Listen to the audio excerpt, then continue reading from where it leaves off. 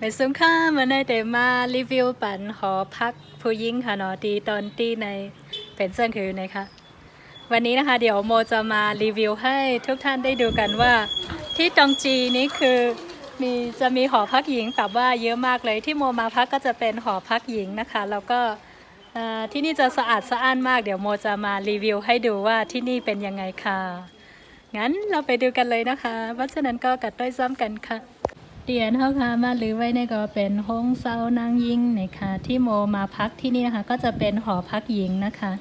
แล้วก็มีชื่อว่า Seven Star นะคะที่ชื่อว่าเหลาเจ็ดลูกนะคะนี่ก็จะเป็นตั้งนาห้องเซานางยิงนะคะเนาะทั้งหมดจะมีอยู่3ชั้นค่ะทั้งหมดก็จะมีอยู่3ชั้นเลยนะคะนี่สวยมากแต่ว่าหอพักแบบดูไม่เหมือนหอพักเลยค่ะห้องเซานางยิงเนี่ยค่ะนะก็หนาว่าเหมือนห้องเซาแค่เหมือนเฮิร์นไว้ค่ะนี่แล้วตั้งในก็แคมแลบเด็กค่ะมดใส่ลีนะคะนะด้านในนะคะก็จะสะอาดสะอ้านมากๆเลยแล้วก็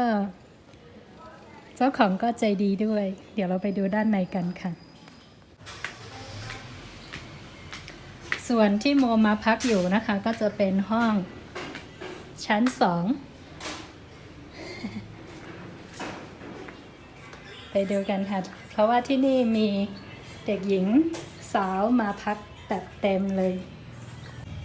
เดี๋ยวจะพาทุกท่านเข้าไปดูด้านในนะคะ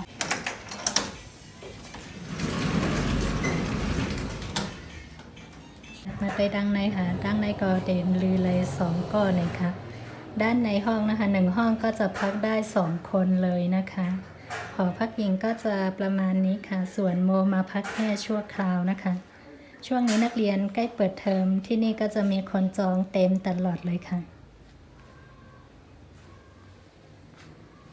ที่ในห้ามนำก็จะเป็นลูกเห็นเขาเนี่ยค่ะตีเลยลูกเห็น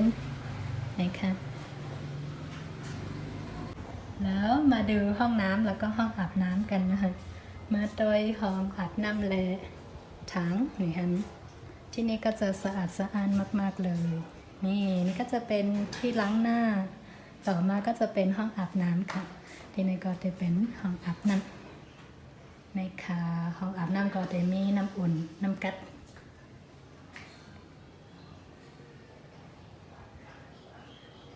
นี่ก็จะเป็นที่หุงข้าวที่ทำกับข้าวนะคะสำหรับนักเรียนค่ะที่นี่ก็จะเป็นที่หุงข้าวหุงพักลูกเห็นเขาอันมาหรือดีห้องเซาในค่ะในก็จะเป็นที่ล่างหวานค่ะนะนี่ก็จะเป็นที่ล้างจานนะคะส่วนทางด้านนี้ก็จะเป็นห้องน้ำค่ะในก็จะเป็นห้องน้ำนี่ค่ะห้องน้ำก็จะเป็นเส้นไหนก็สะอาดอยู่ค่ะถือว่าผ่านที่นี่ก็สะอาดโมชอบแถมนอนหลับตาได้เลย แล้วเราไปดูด้านนอกกันนะคะว่าเป็นอะไรที่นี่ก็จะเป็นที่ซักผ้าตากผ้าของเด็กๆนะคะที่ในก็จะเป็นตีตากโคลูกเห็นเขานี่ค่ะว่าเป็นแจ้งหือนี่ค่ะเนาะจะพาไปด้านบนคุณน้าบอกว่าขึ้นไปดูได้เลยไม่เป็นไรเขาเปิดไว้อยู่ทั้งหมดที่นี่มีอยู่3ชั้นค่ะนี่ก็จะเป็นชั้น3นะคะเย้มาแล้วเริ่มเห็นวิวแล้วค่ะทุกท่านค่ะนี่ก็จะเป็นห้องชั้น2นะคะนี่ก็จะเป็นห้องชั้น2เลยค่ะทะลุทางนี้ ต่อมาวิวทางนี้เลยนี่สวยมากทางนี้เด็กๆค่ะเนาะแล้วในเดี๋ยวพี่น้องเขาขับรถด้วยทางชั้น3ชั้นเหนือสุดๆหน่อยค่ะเดี๋ยวจะพาทุกท่านไปดูชั้นบนสุดลุงเอาเหียงค่ะคิดช่วยค่ะถ้าเด็กกับปอดได้ดังเหนือค่ะเหนือค่ะหนึ่งที่กับอะไรคะที่กับที่ไหนมีอยู่ท่าเดียวเอามาใส่ลุงเอาไก่ยังหาเนาะเฮ็ดนั่นเฮ็ดนี่มันคือเดี๋ยวพอค่ะเนาะใช่ที่นี่เราคุณลุงจะเป็นเจ้าของโรงแรมโรงพักหอพักที่นี่ค่ะมาจากน้ำรันเช่นเดียวกันนะคะลูกเขาก็ลุกน้ำรันมาหน่อยค่ะวันมาอยู่หึงเอาค่ะฮะลุงมีช 20 ปีแล้วค่ะเนาะอ๋อเดี๋ยวค่ะใครหันดังนอกเนี่ย อัลลูลุงอัลลูหังดีแก่ค่ะเนาะลูกเขาผูกคายค่ะผูกไว้ที่ไหนค่ะ phục vợเขาปาสนา อัลลูลุงหังดีแก่อัลลู lýฮักเว้นแก่ค่ะเนาะ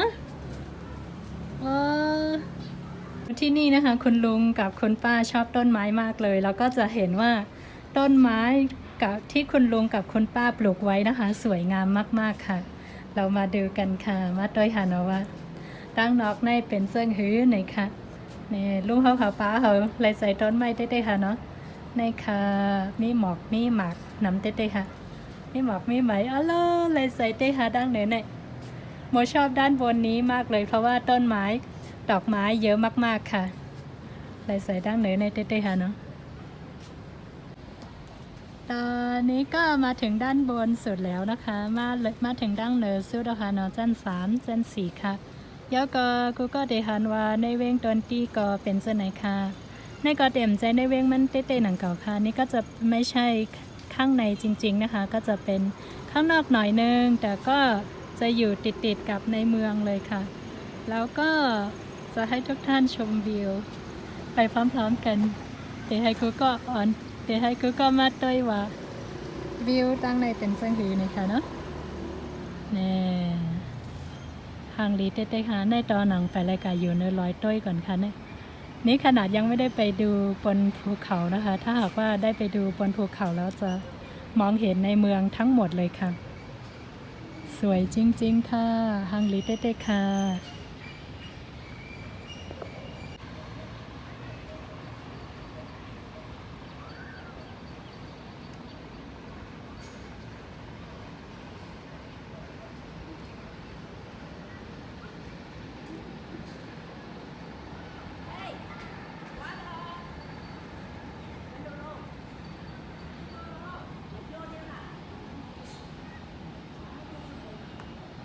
ที่ทุกท่านมองเห็นอยู่ตอนนี้นะคะก็จะเป็นสถานอะไรนะที่ตีกอล์ฟค่ะ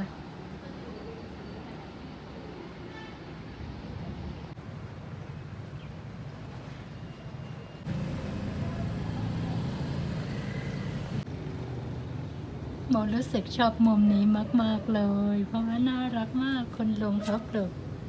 ดูค่ะ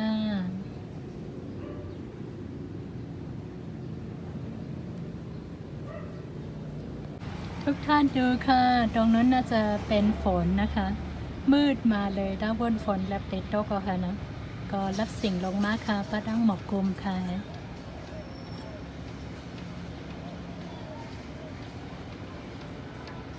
นี่ก็เป็นปลาเขาเมื่อไกลลูกเขาเนี่ยเป็นปลาเขาเจ้าห้องเซาhàng có thằng tôi thì dập đi ทางเรียเด็กหนุ่มค่ะจ้องใจรีเด็กค่ะที่ในสังเซบินนอกเขาใครมาไหนก็มาอยู่ไรค่ะเนาะอยู่ปอกไรค่ะก็ป้าbọc xịt bọc cái cật đồ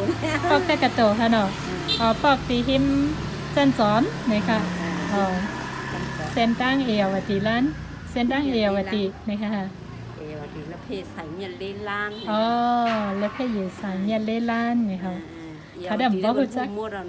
ใจอ่ะ giờ đi sành xinh vậy nó nè ใจค่ะส้มค่ะป้าค่ะ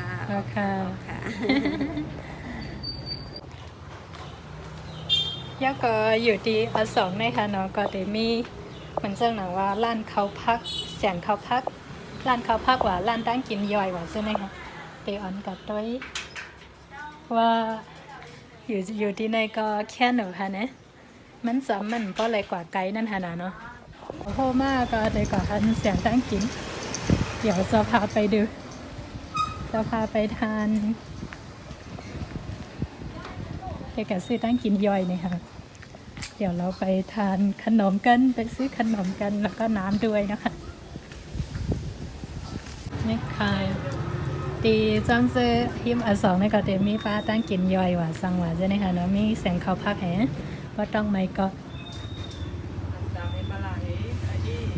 ดีในก็มีอยู่ค่ะ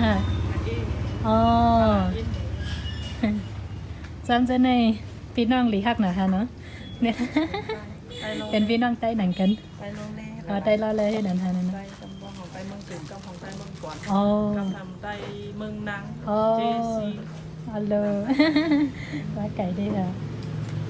เมียนไก่ค่ะท่านค่ะ แรกกันเลย อ๋อ เรียนเห็นไปจ้อย อ๋อค่ะ ร้านของกินก็จะมีอยู่2ร้านนะคะทางนี้ก็มี แล้วพอต่อมาตรงนี้ก็จะเป็นร้านอาหารค่ะ นี่ร้านอาหารเสร็จแล้วก็จะมองเห็นที่เราพักเลย ก็ในทันทีเขาอยู่ก็เดี๋ยวค่ะนะไปซื้อน้ำมาฝนตกแล้ว ต้องรีบเข้าบ้าน ฝนตกยาวเนี่ยเขาทัน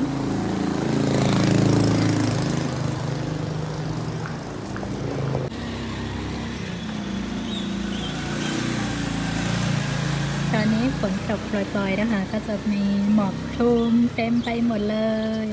เมื่อเร็วค่ะเนาะก็ไว้ฝนตก